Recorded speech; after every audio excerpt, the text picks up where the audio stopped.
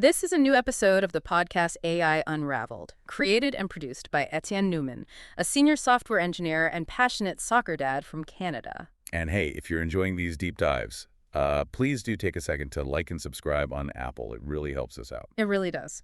So today we're getting into something pretty significant. The latest U.S. government restrictions on exporting advanced AI chips to China. Yeah, and the ripple effects, right? Right. Especially for Nvidia, but also, the wider AI world. We've been looking at news articles covering the restrictions themselves, the impact on, chip makers, venture capital, all that stuff. Okay, let's try and unpack this then. It definitely feels like a major development. Our sort of mission here is to figure out, well, why now? What's so special about NVIDIA's chips? And maybe most importantly, how does all this high-level tech and politics stuff potentially affect, the AI you use every day? Right. So the core issue, these new U.S. government rules, they're targeting the export of really sophisticated AI chips specifically to China.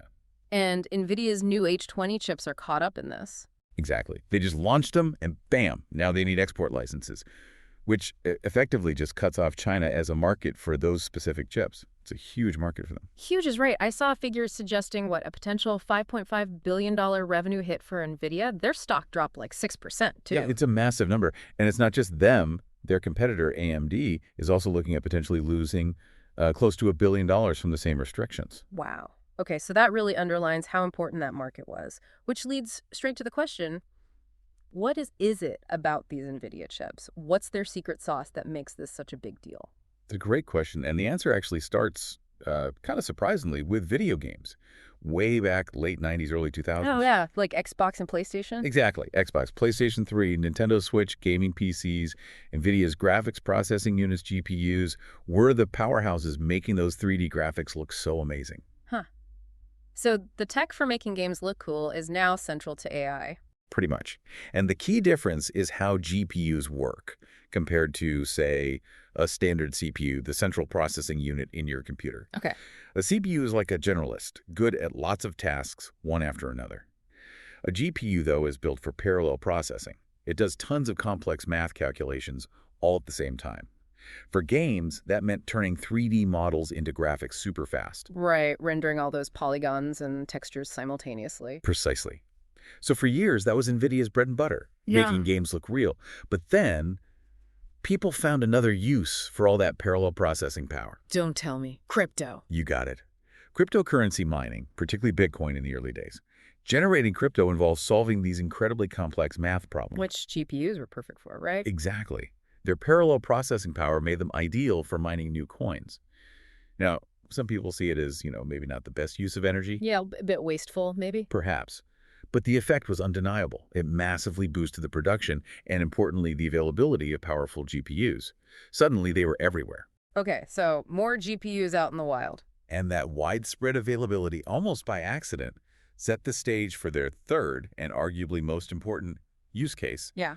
Training AI models. Right, the AI connection. How does that jump happen? From game graphics and crypto mining to teaching AI? Well, think about how AI learns. It chews through enormous amounts of data, right? And this data is broken down into tokens. Think of them as little pieces of information like words or parts of words. Okay, tokens. Got it. Now, for the AI to understand anything, it needs to figure out how all these tokens relate to each other. This involves some seriously complex math linear algebra, specifically creating connections or vectors, linking every single token to every other token in the dataset. Whoa, okay. That sounds computationally intense. It is. Massively so. Imagine trying to draw a line between every single star you can see in the night sky, and then every star you can't see, connecting each one to every other one. Trillions upon trillions of connections. That's a lot of lines. Exactly. And performing those calculations, building that incredibly complex web of relationships for giant AI datasets, that takes huge amounts of parallel computing power. And what's perfectly designed for that kind of complex, multidimensional math done simultaneously? The GPU. Because of the video games. Bingo. The hardware designed to render complex 3D scenes turned out to be the perfect engine for the massive calculations needed to train AI. So yeah, kind of ironic, isn't it? A video game company ends up being a leader in the AI revolution. Absolutely wild. Okay, so that explains why NVIDIA is so central. Which brings us back to the government stepping in. Why the restrictions now? The main driver here is national security. The U.S. government is concerned that advanced AI hardware could be used by, well, geopolitical adversaries. China is the specific focus here for military purposes or other strategic gains. Right, trying to keep cutting-edge tech out of certain hands. I remember the Biden administration put some initial restrictions in place back in 2023. Correct. And Nvidia, being clever, actually developed a slightly less powerful chip, the H20, specifically designed to meet those earlier rules so they could still sell something to China. They tried to thread the needle. They did. But then, more recently, the Trump administration came in and significantly tightened those restrictions. So now, even those less powerful H20 chips are effectively banned from sale to China. So the goalposts moved. Must be frustrating for Nvidia, but it sounds like there's actually be bipartisan agreement on this in Washington, limiting AI chip exports to China. That's a really important point.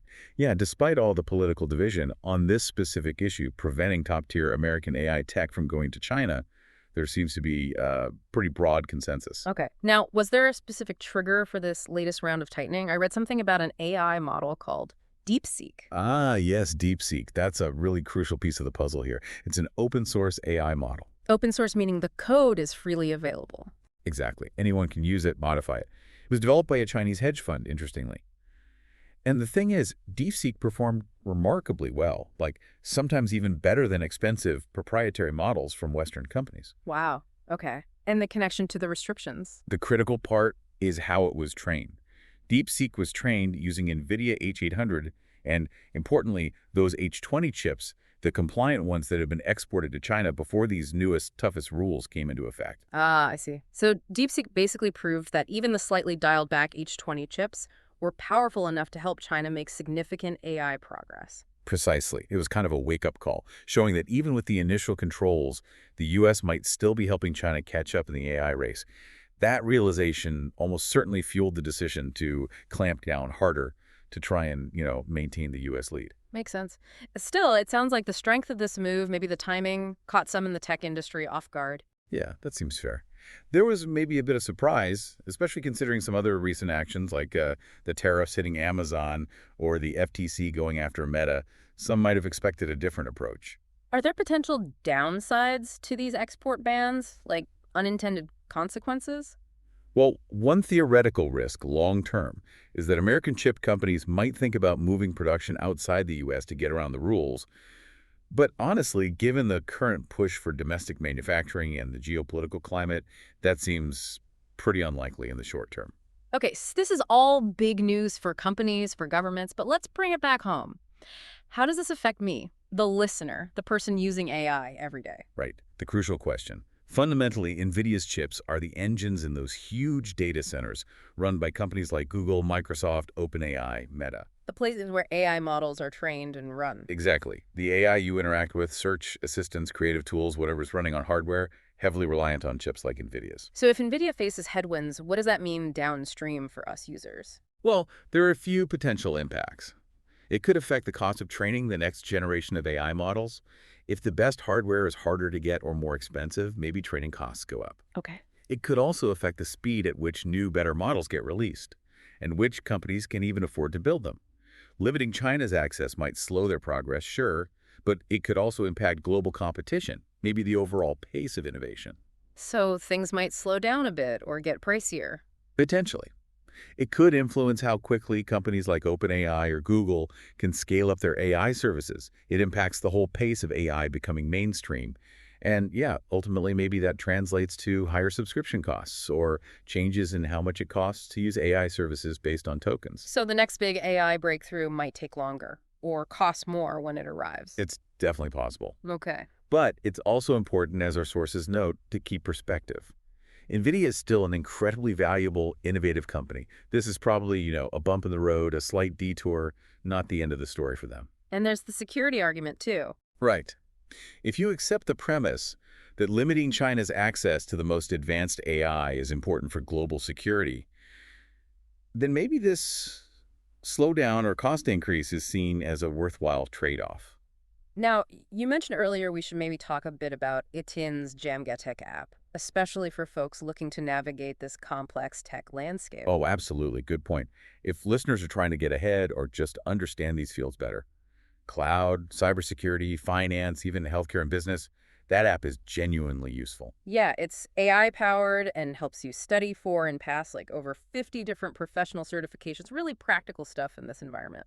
Definitely worth checking out. The links are in the show notes, folks. It can really help you master these in-demand skills. Okay, so back to the bigger picture. These chip restrictions, they aren't happening in a vacuum, right? What's the wider context? No, definitely not. It's part of a much larger story about trade tensions. Yeah. You had the initial global tariffs under President Trump. Some got paused, but the high tariffs, specifically on China, are still very much active. And there's talk of even more tariffs, specifically on semiconductors. Yeah, that's being discussed. And all this uncertainty, it's starting to ripple into venture capital. While AI investment is still hot, the reports we looked at suggest this tariff talk, the supply chain worries. It could put a dent, as they said, in VC appetite if chips get more expensive or harder to source reliably. So the money flowing into AI startups could actually be affected by these geopolitical moves. That's the worry. I mean, training and running these big AI models is already incredibly expensive. A lot of it is subsidized by VC cash right now. You see companies adding pricier subscription tiers, too. Exactly. Companies like OpenAI, Anthropic, Mm. they're trying to cover costs. Meanwhile, you have cheaper open source models like DeepSeek popping up. So these economic headwinds, tariffs, market volatility could make it harder for AI startups to hit those big growth targets investors expect. It affects the whole exit environment for VCs. Wow. It really is all connected. So, tangled web. What's NVIDIA doing in response to all this pressure? Are they just taking it? Oh, not at all. They've actually made a pretty huge announcement recently. They're planning to start manufacturing AI supercomputers in the U.S. for the first time ever. Really? Actual supercomputer manufacturing stateside. Yeah. They're setting up significant manufacturing space. TSMC's plant in Arizona is already starting on their next-gen Blackwell chips. And NVIDIA is partnering with Foxconn and Wistron for facilities in Texas, Houston, and Dallas, I think aiming for mass production in the next year or so. That's a massive commitment to domestic production. Huge.